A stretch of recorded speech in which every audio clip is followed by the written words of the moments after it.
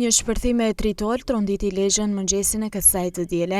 Lënda plasëse ju vendos automjetit të një punonjësi policie, por fatmirësisht nuk pati persona të lënduar.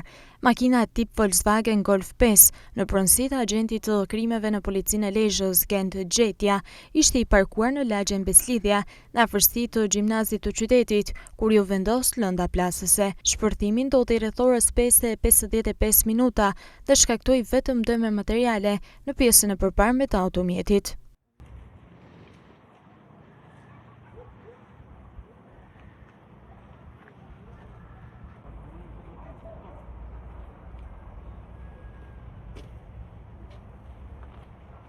Në lidhje me ngjarjen, policia nisi me njëherë hetimet, ku po punohet për identifikimin e autorit apo autorëve, si dhe për përcaktimin e llojit dhe sasisë së lëndës plasëse.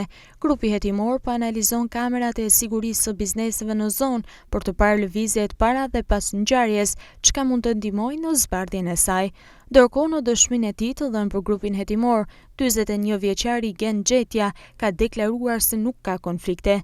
Dyshimet janë se sulmi me tritol ndaj automjetit të punonjësit të policisë mund të ketë ndodhur për shkak të detyrës që ai ushtron prej vitesh në sektorin e krimeve në drejtorinë vendore të policisë Lezhë.